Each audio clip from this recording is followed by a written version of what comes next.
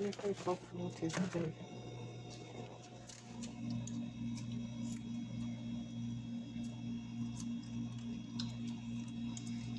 Your mama, she's dancing in that house.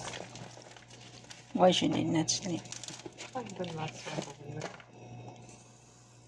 Oh, I feel pain.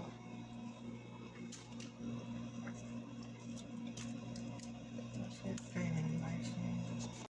But in Uganda, I pinch, I touch, I that's every time. Every time we do that, what? We go to the police, we call them. It's such a good idea. What is that? Then they start asking him.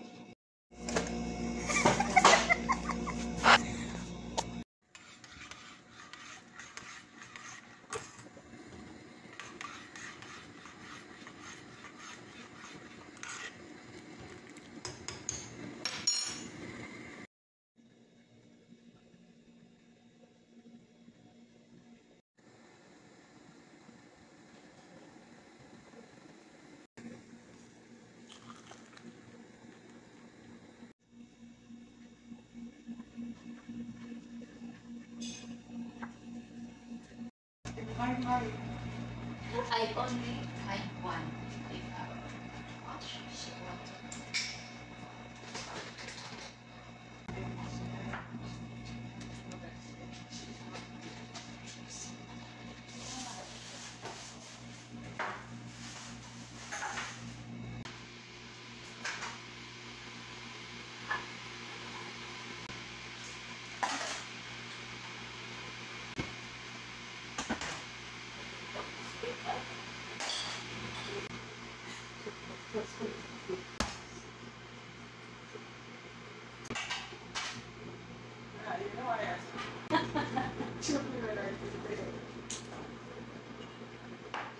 I see you. We're making halo. I just love it. Listening.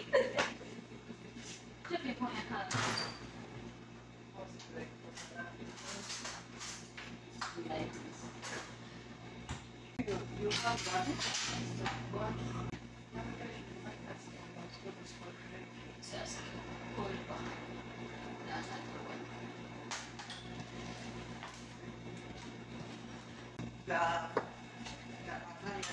Checking because I'm the one.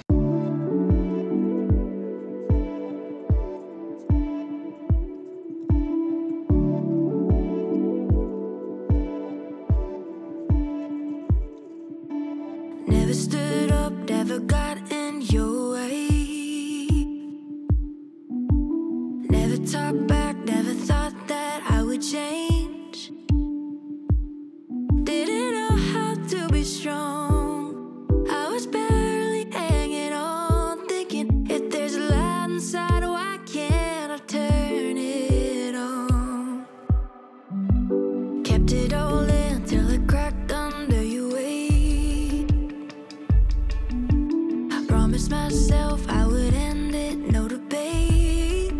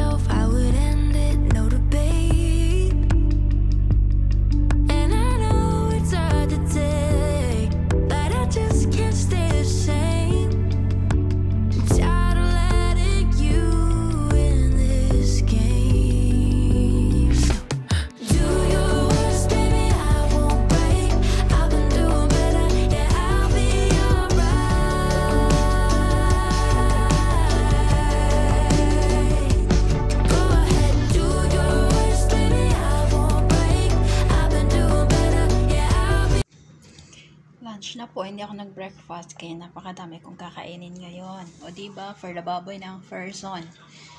For the kanding pa. Meron ako dito ang zerjir.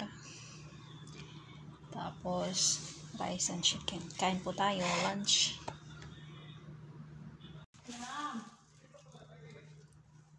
Basal Kabir. Tell him.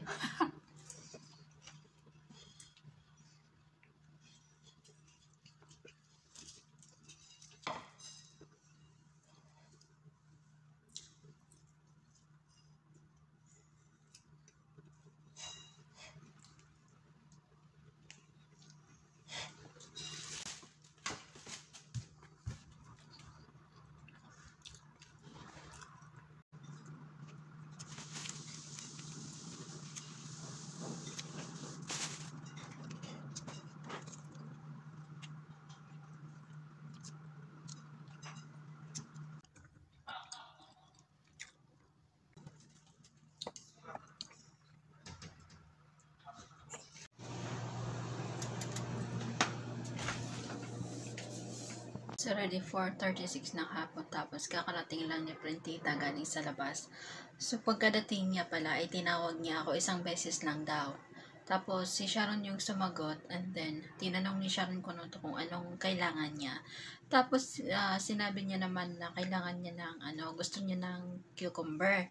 Tapos binigyan niya naman, tapos nagrereklamo siya.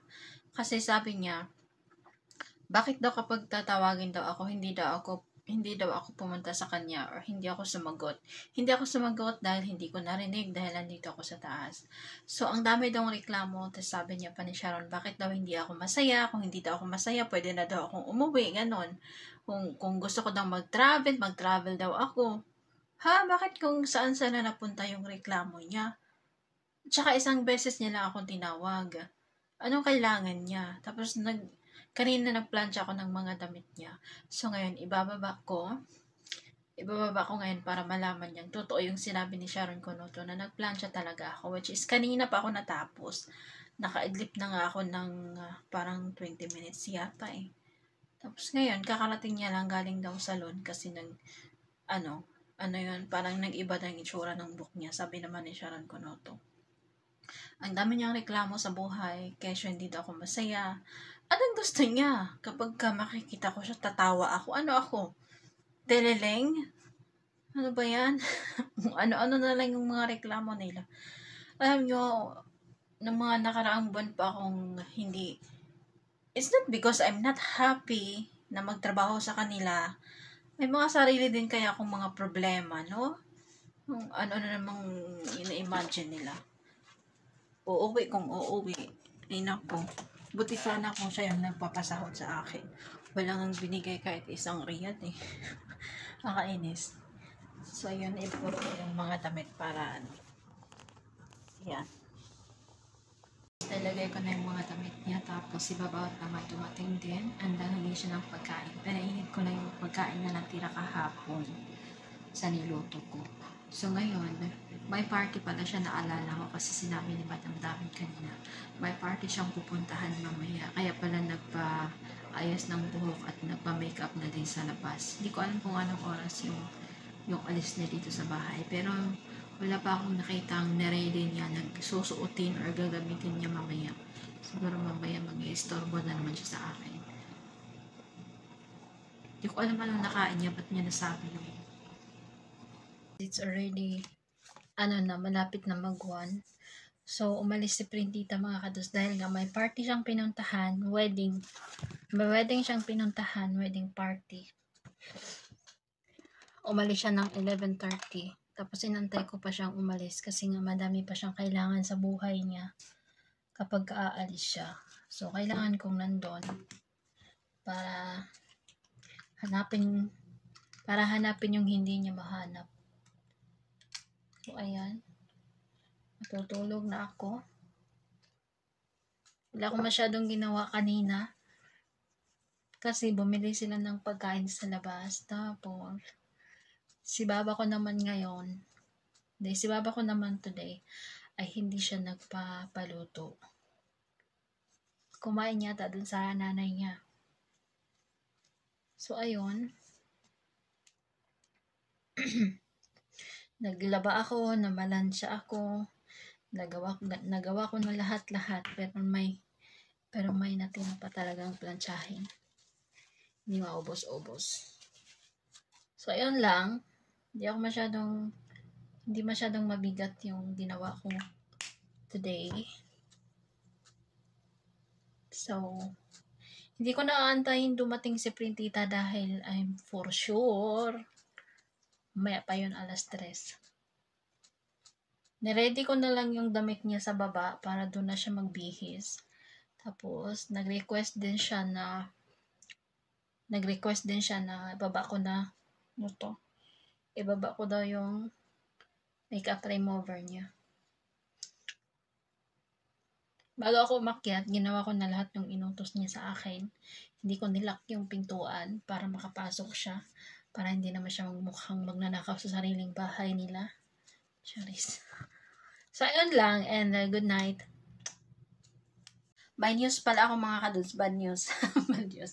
Kasi nga si King Khalid, my enemy, is umalis siya nung Tuesday. Tapos, bumalik na siya ngayong araw. Bumalik na siya kaninang mga 6:00. Umuwi na siya dito. Umalis siya, nagpunta siya dun sa fiancé niya at nag-date sila. Nag-Valentine's sila ba? So, ayun. Umuwi na siya, tapos, alam niyo mga kados, nung wala siya dito sa bahay, napakalamig ng bahay. Walang stress, wala masyadong ginagawa, wala masyadong sigaw. Yung mga utak namin may peace of mind.